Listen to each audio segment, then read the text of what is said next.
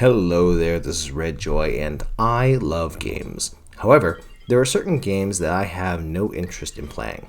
One such game that came out earlier this year was Civilization VII, or Civ 7 for short.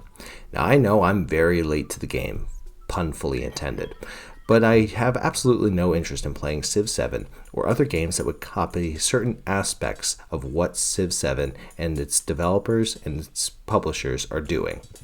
For context, I've been playing the Civ series of games since Civilization II, and I was really good at making terrible decisions with different playthroughs.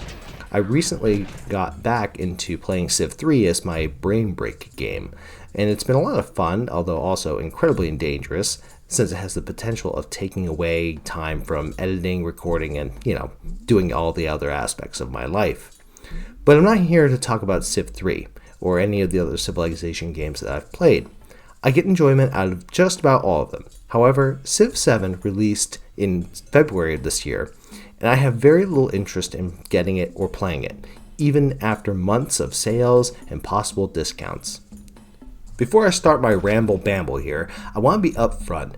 I have not played Civ 7, so if aspects of what I'm about to talk about have changed, I'm okay hearing those aspects and then moving on. Hell, if enough of the components have changed and I have enough space on my laptop, I might have my arm twisted to try it out. However, as it stood at release and as it stands now, I have no interest in purchasing this game. For Civ 7, I have 4 reasons for my lack of interest. Reason 1, the cost and the day 1 DLC.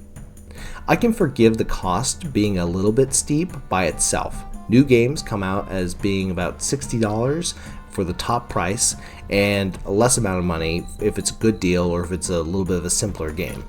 Normally, a full priced game causes me to delay in getting a game, but doesn't really kill my interest.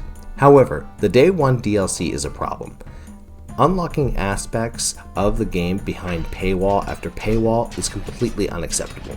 Civ 7 takes a $60 game, which is on the high end of games already, and then jacks up that price bit by bit with unlockable content to eventually be marked up as close to $200 in order to get the full game experience.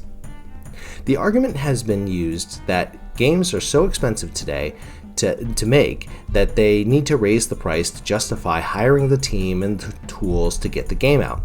Now, I'm not unsympathetic to any producer trying to pay expenses for what they're producing, but the unused resource that Civ 7 failed to utilize is time. Ask yourself, why does Civ 7 need to hire such a large team in order to pay more developers and pay more people to develop the game? It might be because there's so much to do. Okay, why not take a fair amount of time to do it? It might be because they have a deadline. If so, why set the deadline so fast that you needed to crunch and hire additional team members in order to get the game out by that deadline? Yes, I'm oversimplifying the issues of the game industry, but people have this weird assumption that video games are like fruit, that they go bad after a certain amount of time if it doesn't come out as soon as it can be potentially sold. This crunch leads to the producers of games needing to spend significantly more money on the games rather than stretch out the amount of time that with the team that you have, rather than hire more and more people to crunch out a game incredibly quickly for a high price. This is a bad decision that should not be rewarded with my purchase, and if I were to give advice, it shouldn't be rewarded with yours. It is my behavior mechanism to the team at Firaxis and 2K Games that this is not acceptable and will not be acceptable in the future. I do not know if they or other publishers or developers will get this message, but if enough people make this decision, then maybe we will see an appropriate change in the market. Reason 2, changing civilizations every age. Basically put, if I liked this mechanic, I'd play Humankind. I get it, that there should be the option to shift to a new civilization or culture with each age or era if the developers wanted to allow for a realistic demonstration of how new cultures within larger states can become their own civilizations and then form into their own states. There is a mechanic for that and I like the idea. It would be allowing the base civilization to grow with that age, while the player takes control of an offshoot civilization, declaring independence from the base civilization, and allowing the new civilization to take over and expand, or forcing the old civilization to defend their empire against some troublesome rebel groups. But since nobody takes my ideas into effect, I'll be petty, and I won't buy products that have weird-ass mechanics. I'm sure that they'll have a patch that takes this idea in the opposite direction, calling it something like A Changing World or Suck It Humankind, and they'll sell it for $30. To me, this doesn't feel like a Civilization game. I don't get the chance to stay with one culture and one civilization throughout the entire game, and I have to change needlessly with every age. Now, I get it. Historically, it might be silly to have the Germans at the same time period as the Hittites sharing the world with the Mayans. The point is not to ensure that civilizations as selected are exactly shaped to be what they were in actual history, but to what the potential of the civilizations could be with unique characteristics. After all, if I play Civ 3, is it expected that the Iroquois or the Aztecs would have no access to iron weapons unless somebody else introduces it to them? No, that's silly. Again, if they took my suggested mechanic, you could have the, let's say, generalizing speaking here, the Chinese civilization expand and spread in one era, and then have other cultures that come out nearby that would have connections or rivalries with the Chinese Empire. This could be the Vietnamese, the Koreans, the Mongols, the Japanese, all emerging in the next era.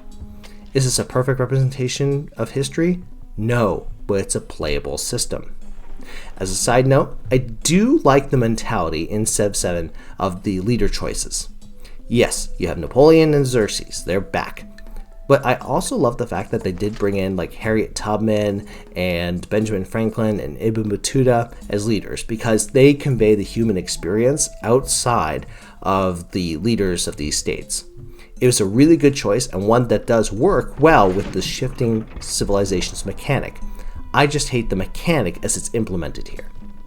Reason number 3, ending in the 1960s.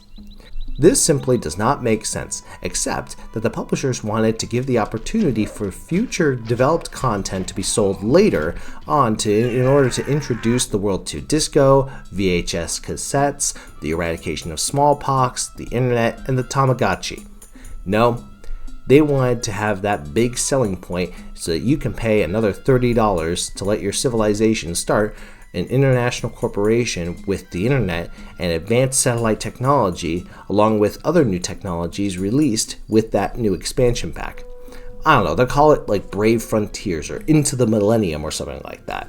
It's a marketing ploy and it makes me sick. Reason 4, the sluggish gameplay. Whenever I watch footage of Civ 7, I feel like I'm watching paint dry. The units move so slowly. Now, I believe that there is a mechanical reason for this. My understanding is that the effect is that the player is planning out the actions that every unit is taking, with everything happening simultaneously. Well, if that's the case, then I remember when I loved that sort of gameplay, when it was in games like Age of Empires and Warcraft. Real-time strategy is different from turn-based strategy. Look, I don't mix creme brulee with Arby's bag meat. I'm not going to mix two different systems because we forgot that turn-based strategy isn't meant to convey exact realism, but instead it conveys simplicity and strategic thinking. It's the difference between chess and Rock'em Sock'em Robots. Both are a lot of fun, but they're a different type of fun. As a general rule, there's no reason why we as gamers should accept sluggish and heavy movements from units or characters in games unless there's some sort of gameplay or story reason as to why a unit or a character is slow and needs to take their turn. There's a really good example of this. For example, if you play Space Marine, right? It's about Warhammer 40k Space Marines, and the main character, Titus, moves very slowly compared to other dudes and critters that are there that are not in 3-foot thick power armor. The Titus moves along, he trudges along, deflecting bullets from orcs, chaos demons, and internet trolls annoyed with the fact that I used 3-foot thick power armor rather than 3 to 4 inches of adamantium reinforced plate that they actually use. Making fun of 40k fans aside, there's a reason for the mechanic, and it works. It doesn't work well for Dragon Age Inquisition, when my character feels like it's wading through cold porridge just to get to walk across a field for their 15th elf root leaf in order to craft a healing potion. It doesn't work for Civ 7 either. While watching units move from one tile to the next feels like watching a local stoned high school student answer a simple question of, "Did you bring your homework?" Civ 7 feels slow, strange, awkward, and it doesn't look fun at all. Maybe there'll be some sort of DLC pack to fix up the speed of it. Maybe they'll call it Caffeine Pills of Progress or Jumpstart to the Future or something stupid like that. They'll probably charge $40 for it. To me, this felt like there could have been a really good Civ 7 game here, but it feels like there's so much extra crap tossed in. Rather than come up with the big changes like Civ 5 and Civ 6 would do, they took them from other systems and then they slapped on a ton of DLC, and that really ticks me off.